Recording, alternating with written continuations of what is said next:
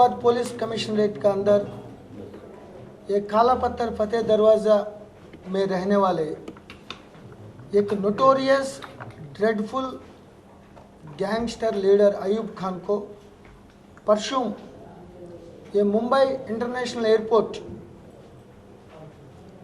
Immigration authorities help से Hyderabad south zone police गिरफ्तार कर दिया।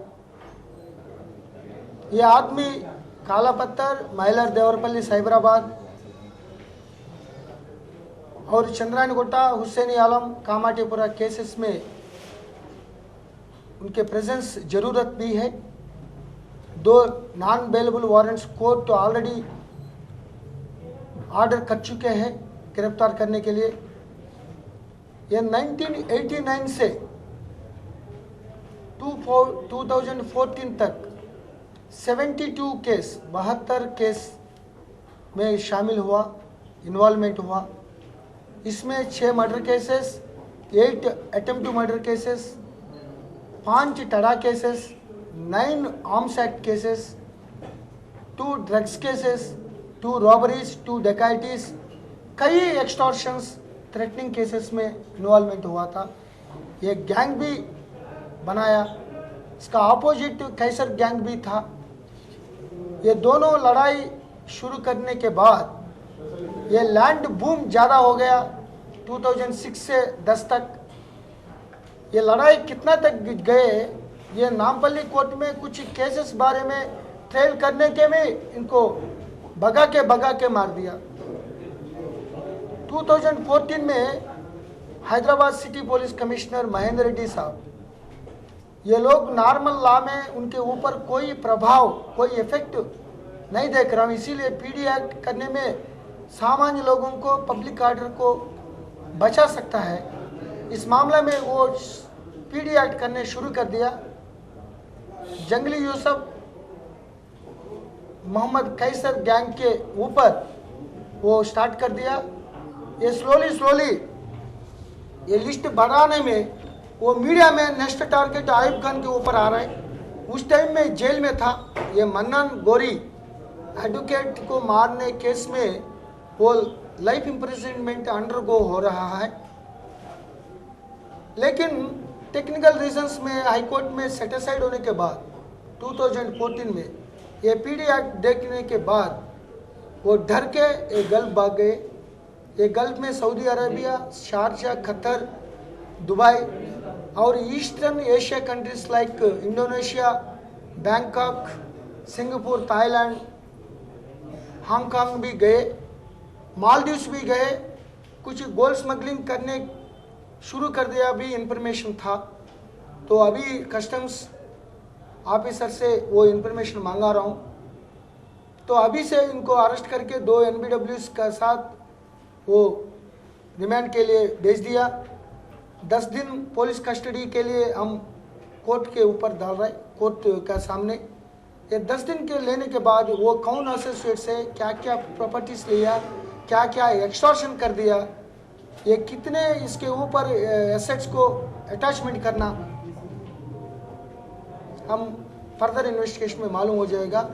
केवल तीसरा पासपोर्ट कुछ चेंजेस करके गोलकोंडा से ले लिया 210 में। इसमें ये पूरा 5 बार 2 साल से घूम रहा है।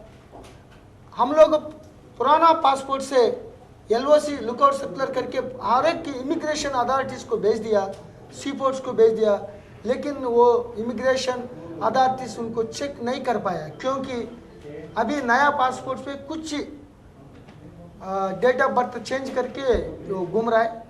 तो टेक्नोलॉजी यूज़ करने के बाद Hyderabad city police commissionerate, SB, task force, IT cell, ये पूरा मिलकर कोऑर्डिनेशन में नया पासपोर्ट डिटेल्स मालूम होने के 15 दिन में के अंदर ये इमिग्रेशन अथॉरिटी से हेल्प से हम उनको गिरफ्तार कर दिया। अभी पीडी एक्ट उनके ऊपर लगाने के लिए हम कोशिश कर रहे हैं।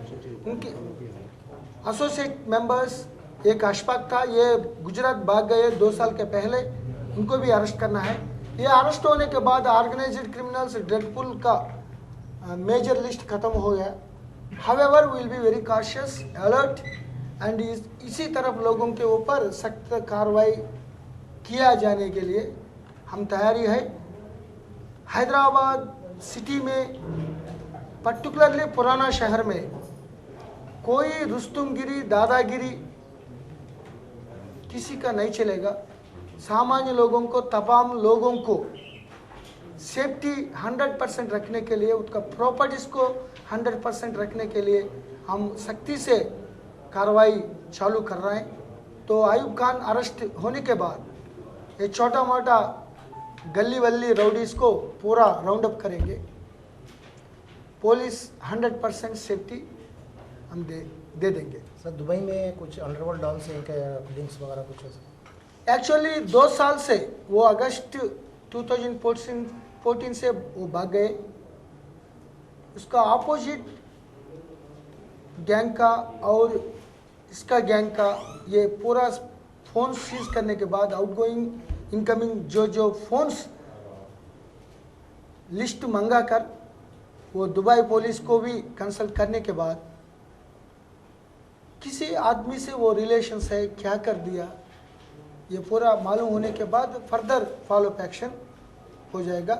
अभी तक उनको ऊपर पीडी एक्ट लगाने के लिए हम 100% कोशिश कर रहे हैं। तो अभी सऊदी से इंडिया जो आए थे डिमोनेटाइजेशन के बाद में कुछ करेंसी चेंज या ब्लैक मनी के साथ, तो अभी तक को कुछ मालूम हुआ नहीं, लेकिन ये वितिन 1 दिन में, क्योंकि वो इंटरनेशनल एयरपोर्ट में पकड़े गए, तो वितिन 24 आवर्स को उनको गिरफ्तार करना पड़ेगा, कोर्ट के सामने पेश करना पड़ेगा।